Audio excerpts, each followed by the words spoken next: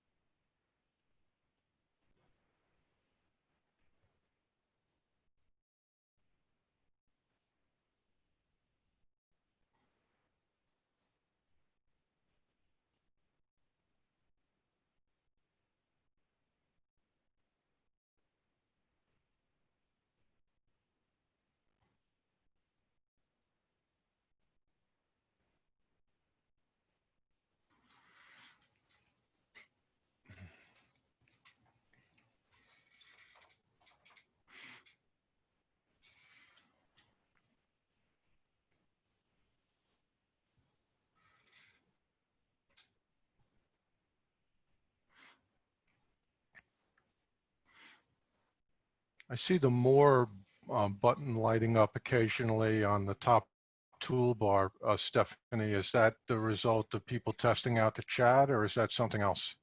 Yes, that's chat. So you can Okay, just ignore that. I got it okay, handled. great, thank you. Yeah, no problem. All right, so I have started the recording. Thank you for everyone for being here today. We are going to get started here in about a minute. I just see a couple more stragglers coming in. So let me quickly add them. Again, if you are just joining, please keep yourself muted and your camera off through the duration of the program. This helps us with bandwidth. There will be a Q&A at the end of this program. Feel free to drop any questions into the chat box if you do not want that to say anything aloud. If you do not want to have your voice recorded, please let me know and I will be sure to stop the recording at the end. We are recording so the library can push this out to their various social media aspects to share with other patrons. So again, if you don't want yourself recorded, you can either drop it in chat or let me know and I will make sure to stop the recording. So we are now 2 minutes past the hour, so we will get going. So thank you all for joining. My name is Stephanie Vero Fields. I am an education coordinator at the Space Science Institute in Boulder, Colorado. I'm also on the project called NASA at My Library, which your library, Normal Public Library, is a partner of. We want to thank you for being here today. We have Kevin Gallagher, a NASA Solar System Ambassador, who's going to talk to you today a little bit about Mars. But before we get to that, Randy Sutter, who's one of your library workers, is going to talk to you guys real quick before we get going. Randy? Thank you, Stephanie, and thank you, Kevin. We're so excited for you guys to join us today. Again, as Stephanie mentioned, the program will be recorded and available for you to watch later. It'll be available on all of our social media channels. You'll also receive a brief survey after the recording and program is completed. That survey helps us complete the requirements for our NASA at My Library grant. So it should take 1 or 2 minutes. We would love for you to please complete that survey, and I'll send that to you via email. If you have other ideas for space science related programming, please feel welcome to respond to that email and let me know. We would love to offer more for you. Thank you. Awesome. Thank you, Randy.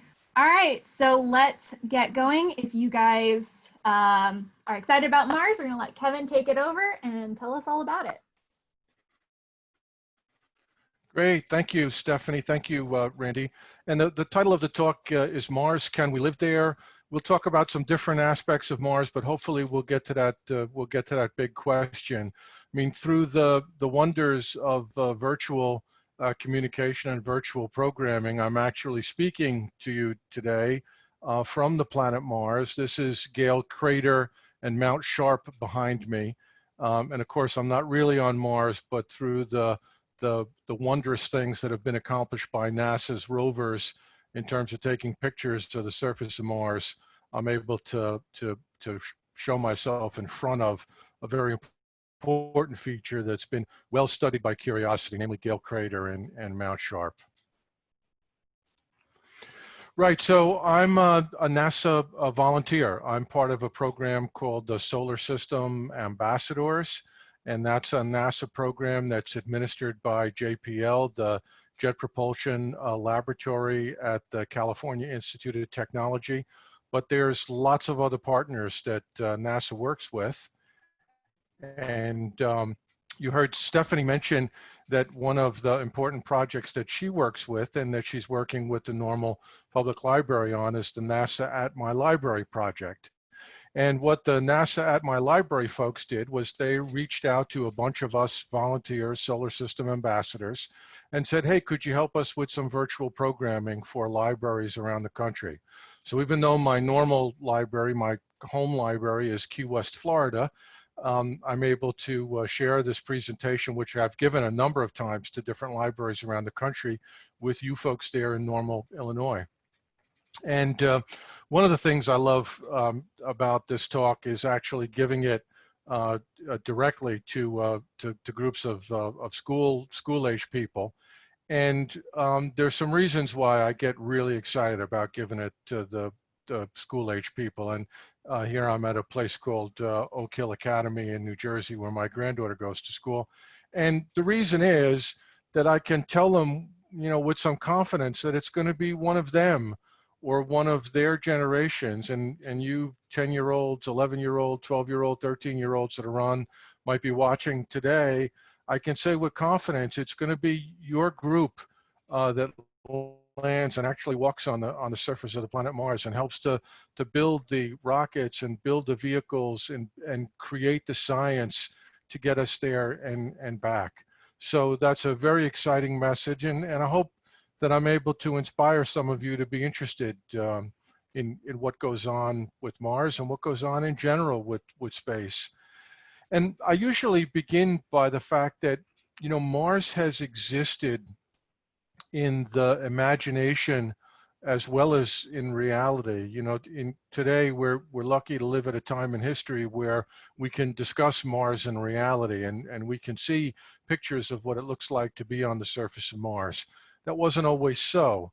And in fact, you know, Mars existed as an important part of mankind's imagination for a number of years. And I'll talk a little bit about some of these historical periods before I give you some facts about Mars and we talk about the big question about whether or not we could live there.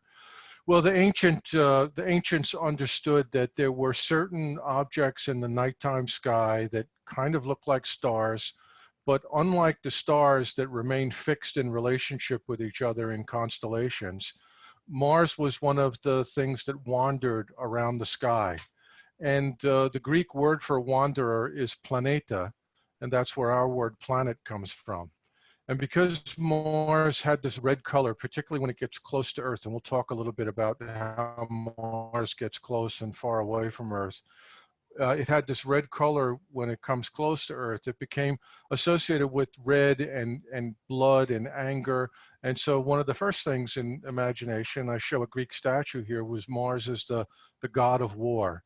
And as you probably, those of you who understand something about astronomy and its roots in culture and history will know that mythology very much involved with our constellations and originally with the naming of our planets. I also, the second one from the left in black and white is a gentleman, whoops, I'm getting a message, I hope I'm coming through, is a gentleman named Percival Lowell. And Percival Lowell was from a wealthy family in New England, was wealthy enough that he could build an observatory in the United States, which he did down in Arizona. And Percival Lowell, again, took an opportunity to take a very large telescope when Mars was close to Earth and look at it and observe a number of different features that kind of inspired him to think that maybe there was a civilization on Mars, and this civilization was building canals and moving water around what was otherwise a desert planet. At his hand is a gentleman named Robert Goddard, who's generally considered to be the father of modern rocketry. And with Robert Goddard and with the development of rockets, particularly liquid fuel rockets, we kind of entered into another phase of imagination, which was not just looking at Mars and not just imagining what might be going on there, but this idea that we could reach into space and perhaps even go to a place like Mars one day. And then in the far right-hand side, you could see the Occupy part on his t-shirt of this Occupy Mars t-shirt is Elon Musk. People know Elon Musk from Tesla, the automobile company, but of course, many of them will also know him from SpaceX. And of course, it's Elon Musk said when he founded SpaceX that the reason for creating SpaceX was ultimately not only to send people to Mars, but to help make Mars a habitable place for human beings and make it a second place for human civilization. So those are all really important things in our imagination and how we view Mars. And that view has gone through some understanding and some misunderstanding. And there was a gentleman named Schiaparelli who was an astronomer, a very important astronomer. I've already mentioned Percival Lowell. And this was the era of telescope observations and using substantial sized telescopes in fairly large observatories to look at the planet Mars. And what Schiaparelli saw and wrote about, he saw these dark areas on Mars and appeared to see some lines which connected the dark areas. Now, he called them in his paper, which was in Italian, canali, and that kind of got really mistranslated as canals into English. And really, canali means more like channels. And so Schiaparelli wasn't trying to say that they were canals that were built by civilization. He was more trying to say that they might have represented natural channels of water to flow from one place to the other. But this idea that they were canals and therefore were built by somebody took hold, particularly during the era there that you see between the late 1800s and the early 1900s. And so this inspired a lot of reporting, and including, this is actually the image there is life on planet Mars.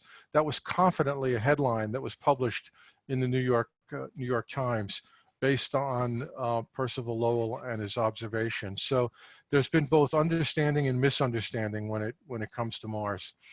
And of course, the more we learned about Mars, the more it sort of inspired our imagination. And anybody who's into science fiction will know that Mars often plays an important part in science fiction as an idea. It's a planet that in many ways appears similar to Earth. It's a terrestrial planet, meaning that you can walk on the surface. And so it inspired ideas about an alien civilization and a Martian civilization. Maybe if you haven't read the book, War of the Worlds, you've seen one of the film versions. There's several film versions. Edgar Rice Burroughs, who's probably more famous for Tarzan, also did a fictional series called The Princess on Mars. That's the middle one. And then even somebody, a famous Russian author, Leo Tolstoy, who we tend to think of with regard to pretty serious literature, also wrote some science fiction. And in fact, his book, Aelita, is also about a princess on Mars. And with Robert Goddard and the rocket era and going into the 1930s and 1940s and 1950s, really our imagination and our ideas about Mars, really kind of took hold and continued to flourish. And so any of you who've ever seen the old Flash Gordon serial, there was one devoted completely to Flash Gordon's trip to Mars.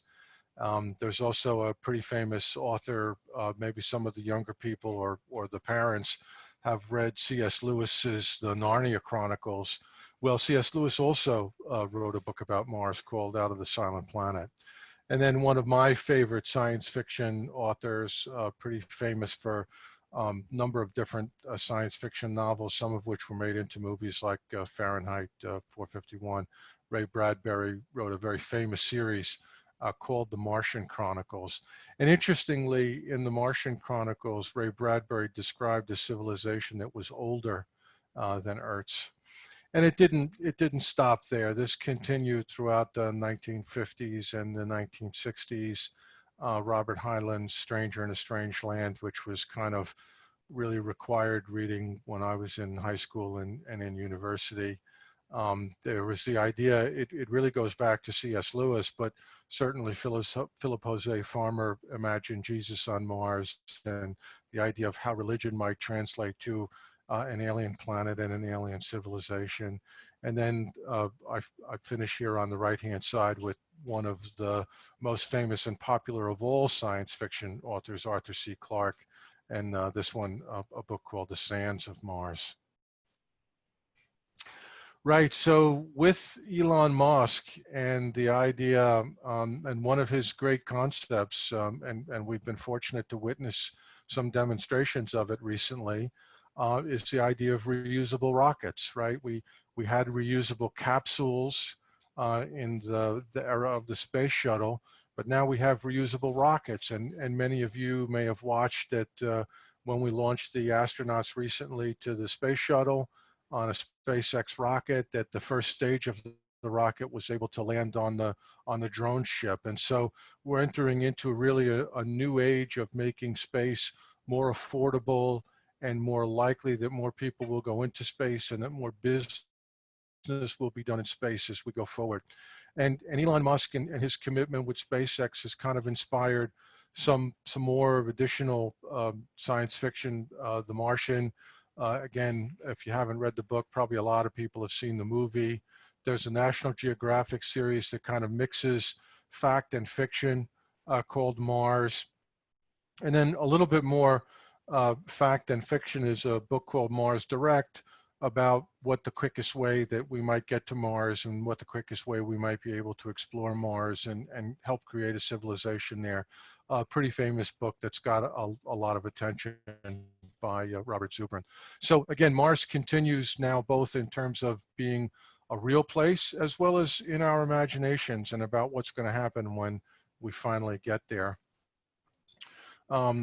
Maybe some of the younger people won't remember this cartoon. This is Marvin the Martian, and Marvin the Martian was constantly looking back on Earth, and he didn't really like Earth very much because he thought it blocked his view of the planet Venus. So for a while there, he was bent on destroying the planet Earth in the cartoons.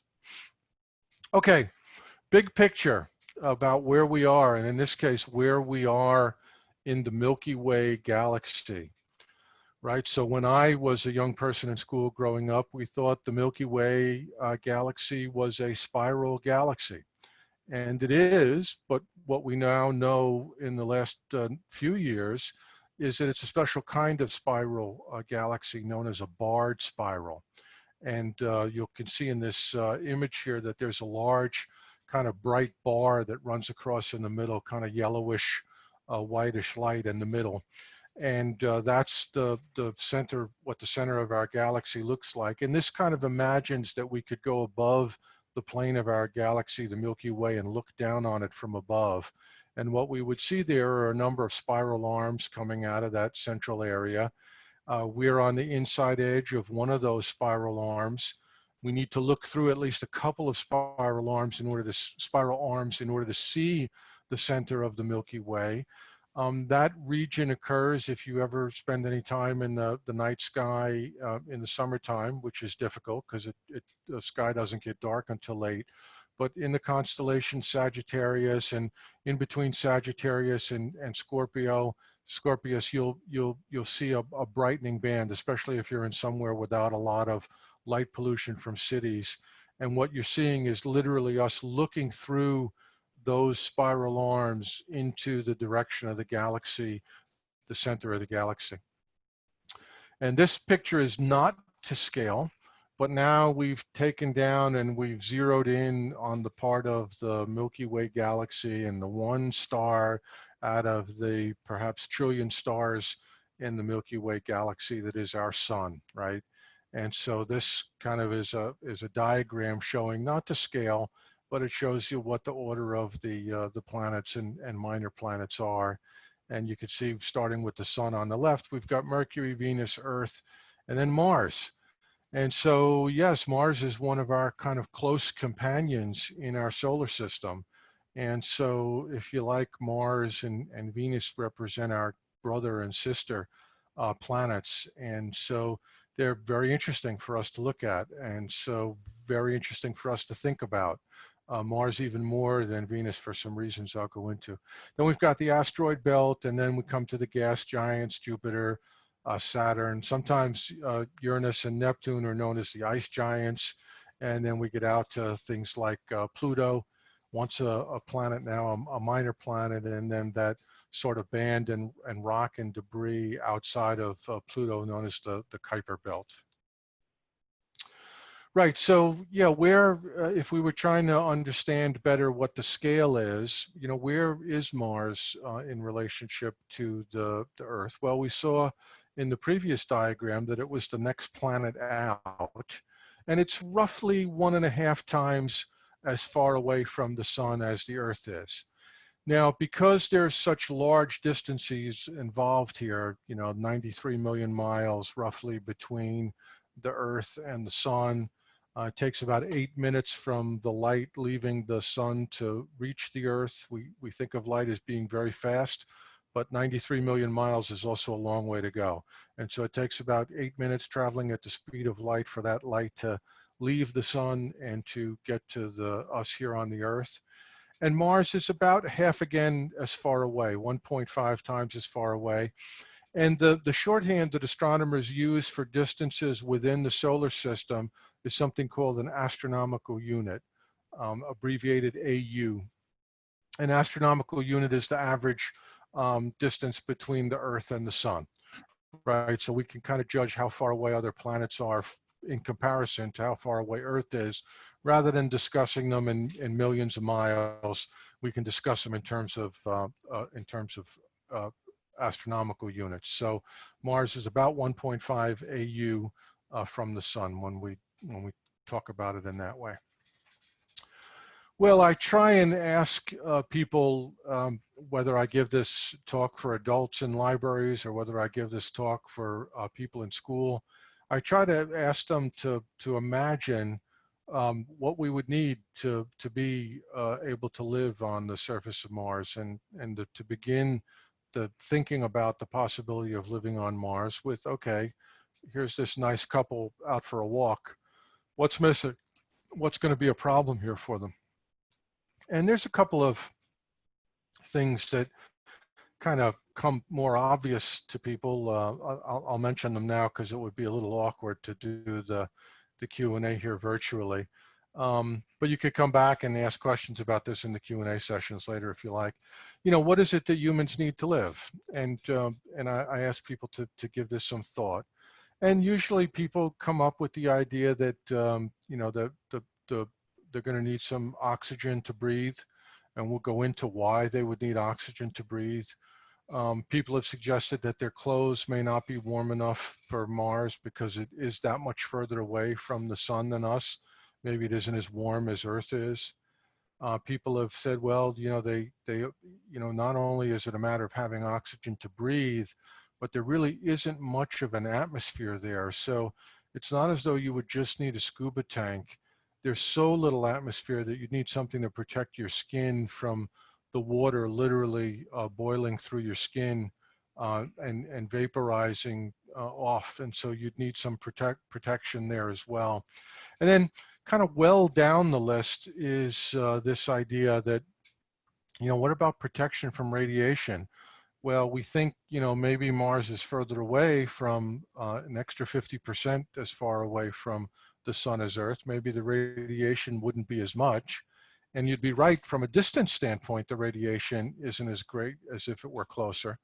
But Mars is missing a protective, what's sometimes called radiation belts or magnetosphere that the Earth has. So we have some natural protections here on Earth that we wouldn't have on Mars if we were on the surface of Mars.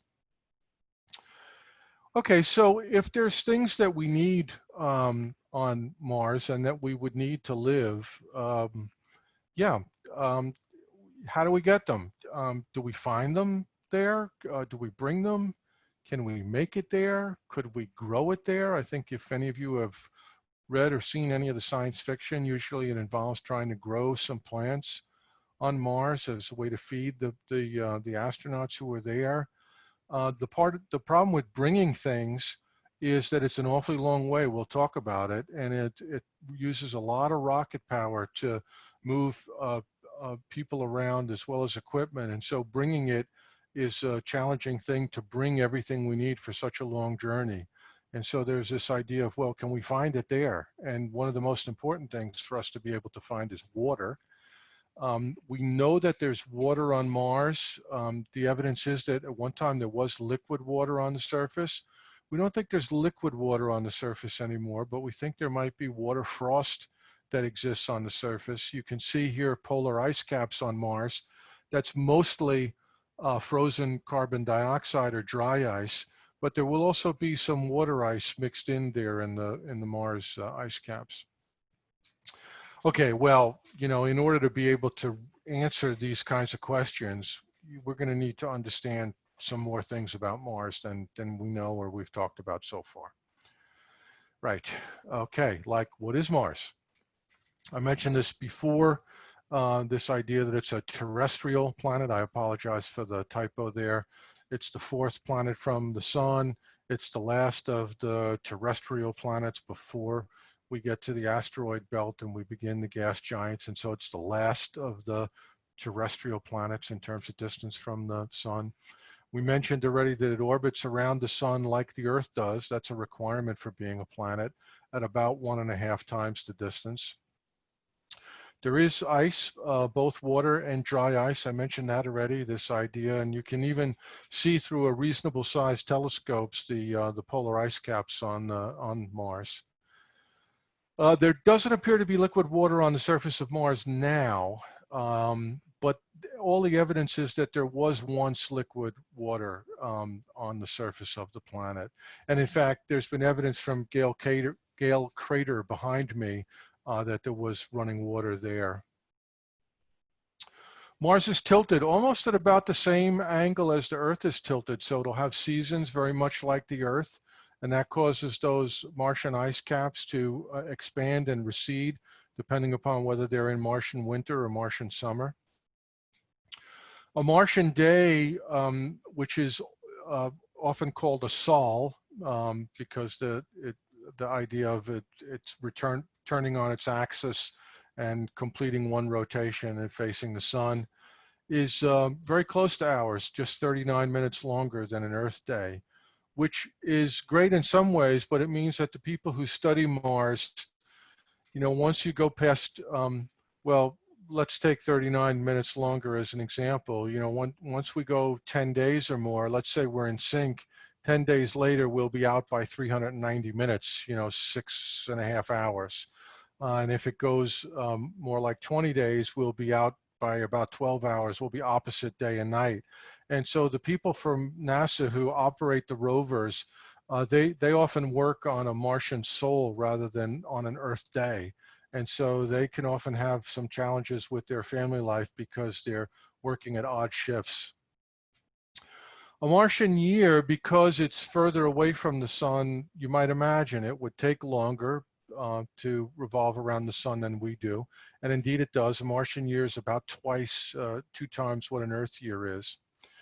It's very cold and it's very dry. We kind of maybe put together some of that already when we talked about Mars, and we talked about it being further away, and we talked about the fact that there doesn't appear to be liquid water. Interesting question about whether or not there's something on Mars that you might call soil. You know, soil is a very kind of loaded word on Earth. It's what we grow plants in, but there's nutrients in soil as well. And it remains to be seen whether there's anything like mineral nutrients in the land or the dirt or what's sometimes called regolith when it's applied to the lunar dust, whether there's anything there that could help or hinder plant growth. Another useful thing to understand is something about the relative sizes. So Mars is about half the size of planet Earth. And so our moon, which is a very, very large moon by the standards of our solar system, is again about half the size of the planet Mars. So if you were trying to kind of line things up and understand how big or how small Mars was, Yeah, smaller than the Earth by about half, but still twice as big as our moon. The other interesting thing is that even though it's about half the size of our planet, because it doesn't have large amounts of liquid water, the land mass on Mars is similar to the size of the land mass on Earth. This is a picture from directly above of the highest mountain on Mars, much higher than anything on planet Earth, called Olympus Mons. This was seen by one of the early NASA orbiters called the Viking.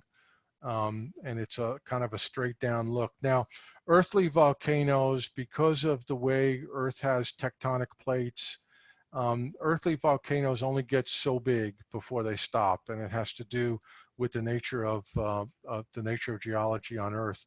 And Mars, it's a little different. So Olympus Mons was able to continue to grow. There's no tectonic plates as we know it so far anyway on Mars, and so it was able to grow much larger. It also has, besides the highest mountain in the solar system, it also has the deepest valley. There's this large scar, almost it looks like across the planet Mars, about as big as the United States is from east to west coast is the size of it, called Valles Marineris. Very deep, very long. It's something that's left over from the early days of the formation of the planet Mars. It was either the result of a collision in the early days of the solar system, or it has to do with when Mars was cooling, that perhaps it cracked while it was cooling, but it's a very sort of large, important feature on the surface of Mars. Right, so yeah, let's talk about some of the other things. I mentioned about, you know, the roughly how far Mars was away from the sun compared to how far Earth was. Well, what does that mean between the two of us? Well, that means that the closest approach, it's 40 million miles, right? So if we want to go to Mars, we've got to get across 40 million miles of open space. That's a lot. That's a long distance. Just to give you an idea, it's only about 250,000 miles to the moon. And the moon, as you know, is not easy to get to or get back from. It's one of the reasons why we haven't been there in quite some time. And so if you want to think about Mars in terms of the moon, it's 160 times farther away. So when we think about the rockets and what was needed to get us to the moon with our equipment, you could think about the challenges of trying to do that with something that's 160 times further away. Alluded to this earlier, average daily temperature on Mars is about 81 degrees Fahrenheit. There's some variation near the equator. It'll be above freezing our temperature, but generally speaking, planet-wide, again, depending upon the time of year in Mars has seasons, but the average temperature on Mars is 81 degrees below zero.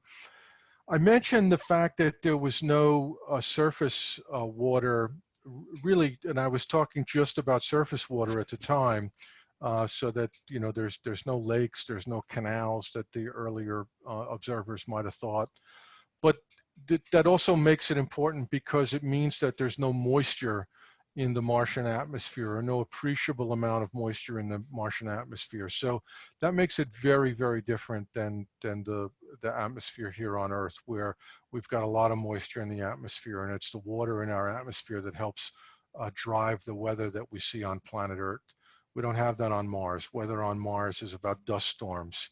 Still has winds, but again, not the kind of features that we would see with liquid water and with water vapor. So no clouds that we would think of the way clouds appear on Earth.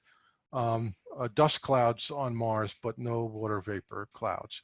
But there is plenty of evidence in the photographs, particularly when geologists, with their understanding of how rocks form and what rocks look like that were in water.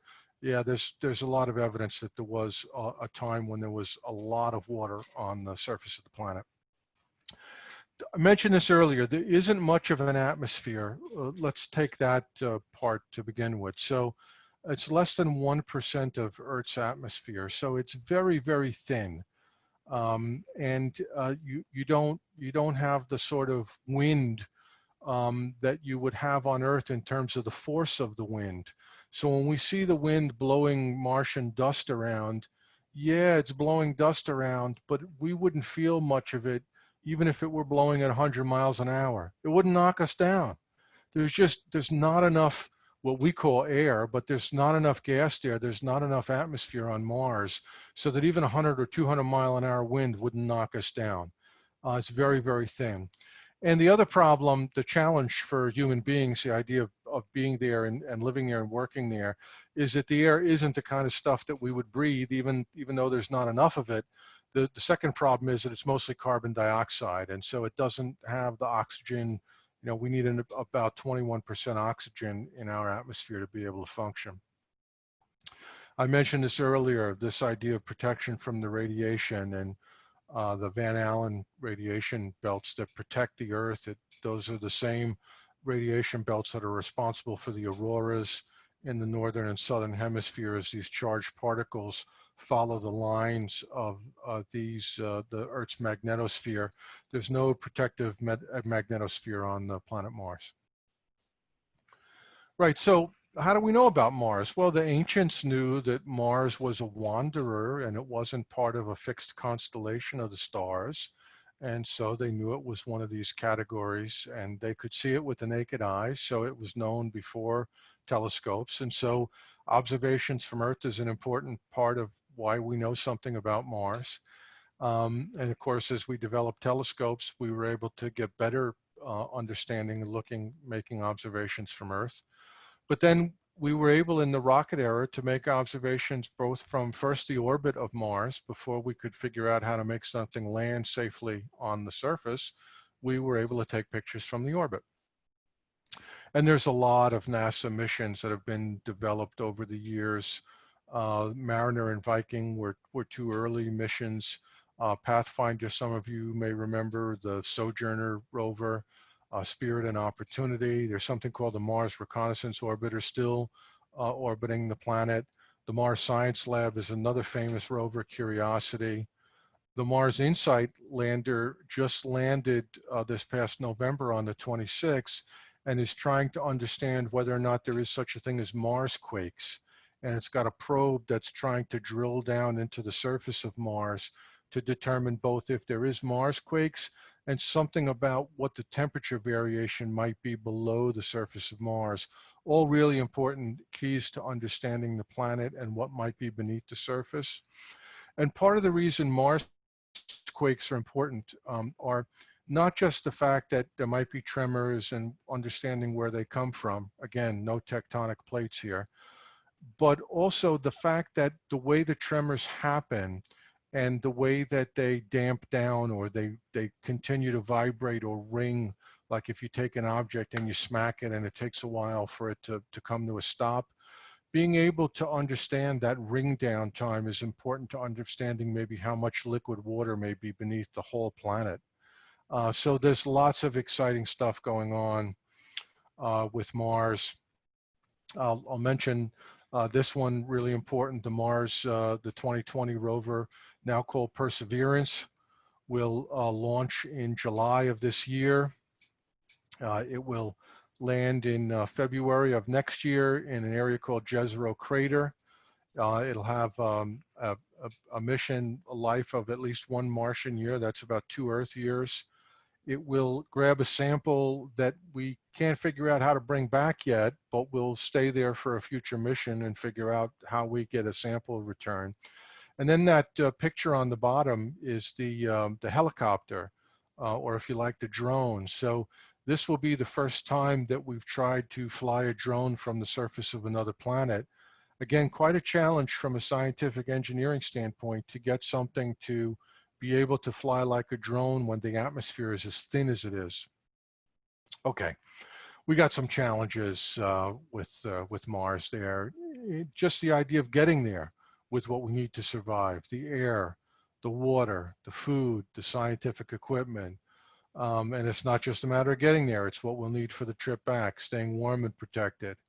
And then there's this whole other idea of, well, if we're going to live there on a regular basis, how do we provide continually for these things and maybe build a habitat that'll help us provide what's needed? And then some people have gone so far in the imagination as to say, well, is there a way we could change the whole planet of Mars and make the atmosphere of Mars more like Earth? And this is something called terraforming, which is a very kind of radical approach. First existed in science fiction, quite frankly, but is there a way we could make Mars more livable for humans? Well, we need oxygen. And we need to find water, because it's going to be very difficult to make that journey there and back and bringing all the oxygen and water that we need. Again, if we're going to be there, we need the basics. We need water, food, clothing, shelter. We need to be able to find water that can be made drinkable. We need to be able to grow food. Probably we're not going to be able to bring it with us. We will need spacesuits because even with an oxygen mask or an oxygen tank, not enough to protect our skin from how thin that atmosphere is, and the idea that our water vapor that's in our bodies would just evaporate from inside our bodies. And so there's different ideas about how we might make shelters that might be inflatable. Or could we make shelters that are underground that would also give us protection from radiation? Could we make bricks there locally on Mars from the regolith or from the Martian soil, if we might call it soil? And there's ideas for maybe 3D printing and being able to establish a 3D printing equipment to help make some of these things on the surface of the planet Mars. And so if you think about this for a minute before I go on and talk about terraforming, you know, in some cases, in order to have a successful mission to Mars, we may need to send things there ahead of time to do things that our astronauts would then be able to meet up with later on. We may not be able to send everything we need on a single journey. We might need several journeys, and we might need to send some things there to make some things for us that our astronauts could use. This idea of terraforming, originally idea out of science fiction. How would it be done? Well, find a way to make something more like air with oxygen in it, water, food. And this is idea, you know, could we make Mars warmer? If we could, would that release enough frozen water and CO2 from those Martian polar ice caps, or perhaps from beneath the surface of Mars, that would give us more of an atmosphere? And then would that be enough to get us going and allow the Martian atmosphere to continue to evolve, the greenhouse effect, you know, the same thing that when you get in your car on a really hot sunny day, that the car is so much hotter because more atmosphere will trap in the heat and keep it warmer. You know, could this get us to air that's breathable? And is it even a good idea? Is it the right thing for us to do, to just sort of, you know, take our ideas and sort of recklessly perhaps apply them to another planet? And you know, maybe this could go wrong, and you know, we don't understand what all the consequences would be. But anyway, it's an interesting idea in the imagination. It's not going to happen in the short term. The best calculations we can make indicate that there isn't enough stuff to kind of transform Mars into a new Earth based on today's technology. Well, you know, we've got a much better idea of what it would be like to stand on the surface of Mars and look around us, as you can tell from the picture behind me. We can thank NASA's rovers from Spirit and Opportunity and Curiosity. With Perseverance launching in July and arriving next February, you know, we'll even get some pictures from flying around Mars instead of just driving around Mars. That should be pretty exciting to look at and give us a different idea and a very real feeling for what it's like on planet Mars. I show this one 3D image, you know, not because you can appreciate it in 3D. When I do this talk live, I've got a bunch of them, but I would encourage you, especially if you have a pair of red-blue 3D glasses around, the little cardboard ones that, you know, you can buy for 10 or 15 cents, work just fine. There's lots of three-dimensional images of Mars available on the NASA websites, and you can get an idea of what it really feels like. Now, interestingly enough, the people who program the rovers, they actually use 3D technology to look around them before they program the rover, so that they have a better idea if they might be, sending the rover off a cliff, or sending it down a steep slope, or sending it over a rock that might be so big for it to fall over on. And so the actual people who program the rovers use 3D technology to help them in their jobs. Well, there's lots of places where you can go, and this is particularly appropriate for, a talk at a library or in conjunction with a library program, about resources for reading more about Mars. Of course, you can go to the NASA websites, and there's a number of them, including for the new Perseverance rover that's going to be launched. Case for Mars, again, this idea of getting there and living there. How we could live there in some details, kind of a humorous book called Packing for Mars by a lady named Mary Roach that talks about the training of astronauts. A very good book for younger people that I've read myself, and I got a lot out of it, was Buzz Aldrin's Welcome to Mars. I don't pretend to have all the books on Mars up here. I have another one with me. I don't know if it'll show up in the camera or not. This is a pocket book called Mars by Robert Goodwin, and it's a nice one. I actually picked this one up at the Kennedy Space Center, another pocket space guide to Mars. So there's lots of resources out there if you want to read more about Mars or learn more about Mars. So getting back to our original question, right? Can we live on Mars? Yes, but we're going to have to get there first, and that's not easy with something that's 160 times further away than our moon. Best case scenario is that it takes about 8 months. For those of you who are good with your math, you might have made that total between July of this year and February of next year, when I talked about when the new Perseverance rover would land. So for a one-way trip, is 8 months, so you need 16 months at least for a round trip, and then you're going to need time on the surface of the planet, so that's quite a daunting task. An actual settlement, well, it's going to take a while, and I encourage you to think about what some of those challenges might be, not only finding the water that we need, but being able to make or find other things that we need. Well, look, I'm going to stop there and allow hopefully for some questions. And I'm going to thank you for your attention today. I enjoy speaking to school groups as well as adults at the library. And I'm a volunteer because STEM is very important. Science, technology, engineering, and math. Although I wasn't part of the space program, I'm a volunteer.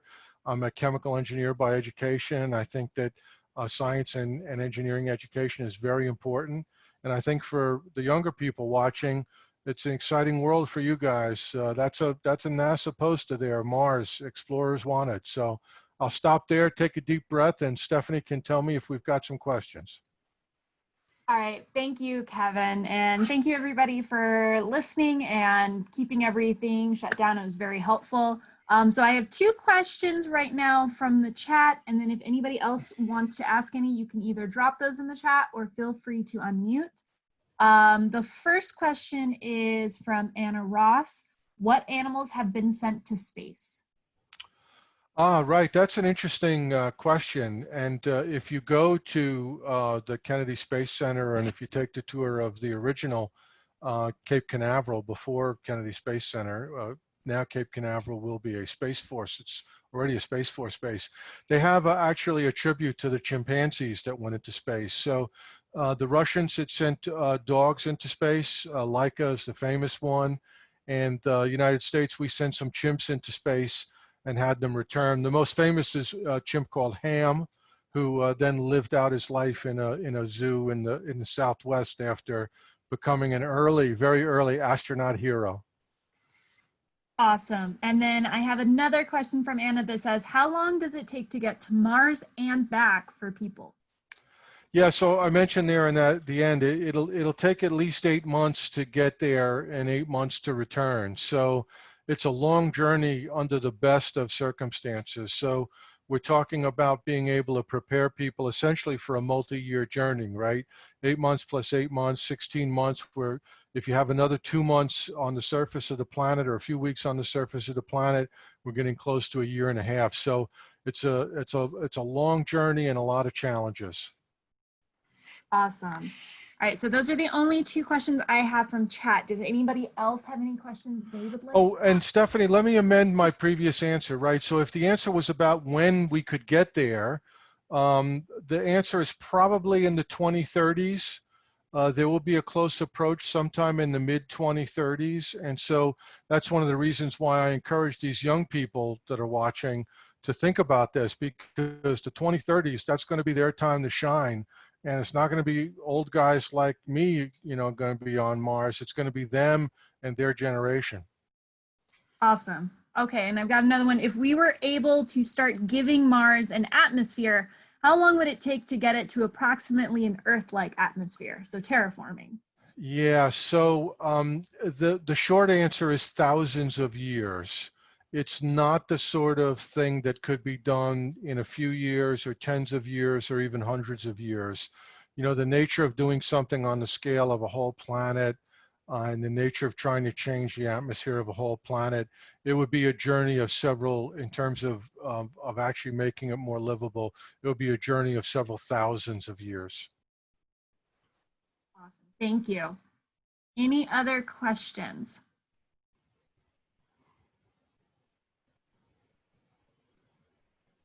Do we know if anything lives in the underground part of Mars?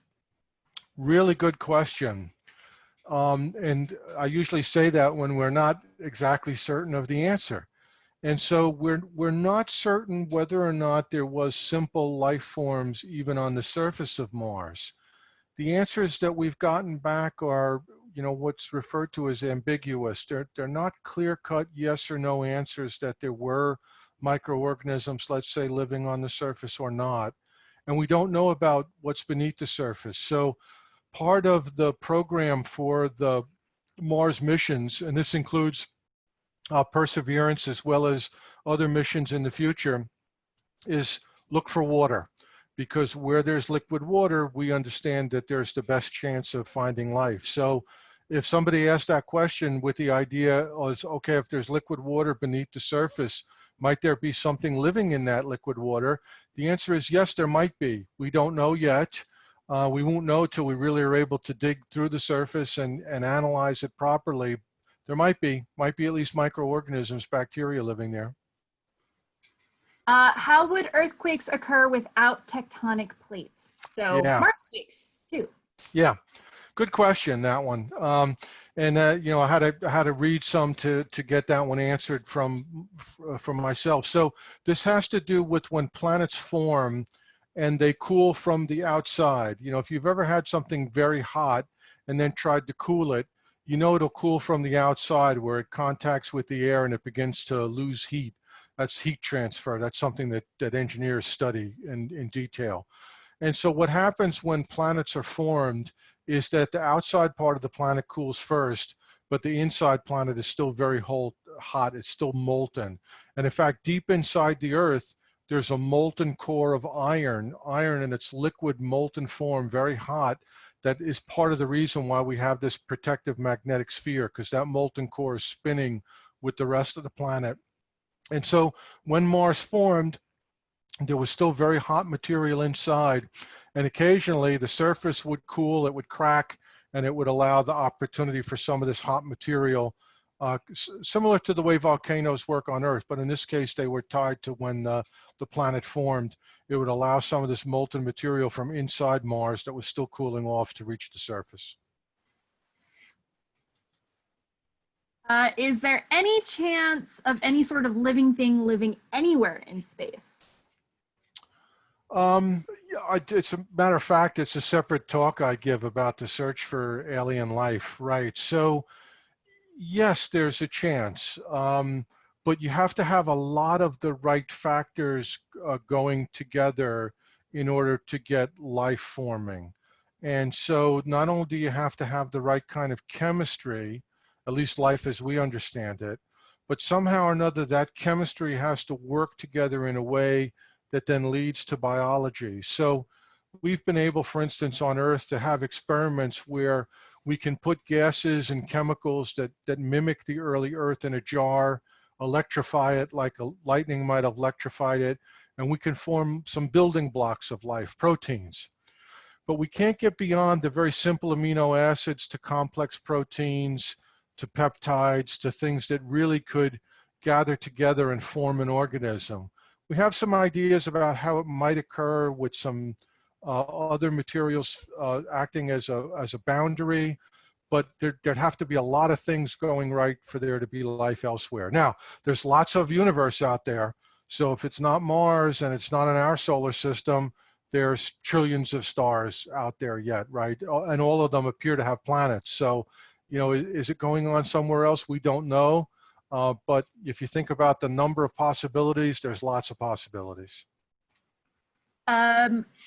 Would it be possible to have plants on Mars, maybe in a greenhouse? Yes, very much so, yes. And I think most of the ideas about having some kind of ongoing settlement on Mars do have this idea of having some kind of greenhouse on Mars where we've got an atmosphere in the greenhouse. It may not necessarily be a breathable atmosphere. So the greenhouse might not be 21% oxygen. It might be more carbon dioxide, and maybe it's only, you know, 20% carbon dioxide, and maybe it's, you know, it's not like an Earth environment. But yes, we think there's an idea of having a greenhouse and being able to grow plants. Remember, plants take in carbon dioxide and release oxygen. They're like the opposite of mammals and humans. We take in oxygen and breathe out carbon dioxide. With plants, it's just the opposite.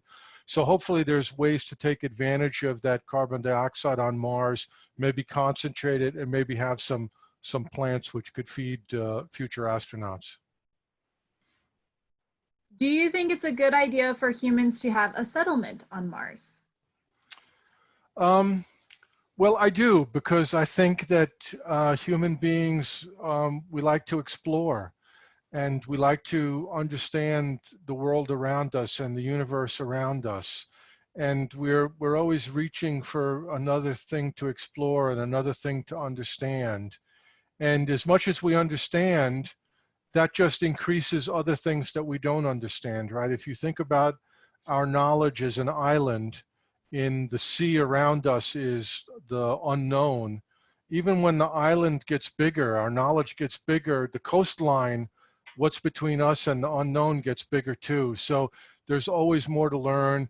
And so I think ultimately, yes, it would be very exciting to see mankind establish an outpost outside of Earth. Mars would look like a good first step. But we may be doing it on the moon in much smaller scale in between time. All right, we have time for one more question. Is there a possibility of water underneath the surface of Mars? Absolutely. And not only in solid form, we're pretty certain that there's water in solid form under the surface, but we may also find some liquid water underneath the surface of Mars as well. We know there's liquid water elsewhere in the solar system, and some of the moons of Jupiter and Saturn. We think there could be liquid water beneath the surface of the Mars. Yeah, we won't know till we can really drill in a few different places and find out, but all these questions were great, by the way. Those were great questions. All right, thank you everybody for participating. We only got a couple minutes left, so we're gonna wrap it up now. We hope you really enjoyed this program. Thank you for coming to this NASA at My Library program. And I'm gonna hand it off to Randy in case she has anything else she wants to let you guys know about. Okay, thank you, Stephanie, and thank you, Kevin. We appreciate you both so much. Watch your emails for that survey for the NASA at My Library grant. And again, if you have any suggestions for virtual programs, we would love to hear them about space or anything else too. Thank you so much, guys. Thank you. I'll sign off from the planet Mars. Thank you, Kevin. All right, thank you everyone, and I hope you have a safe and fun afternoon.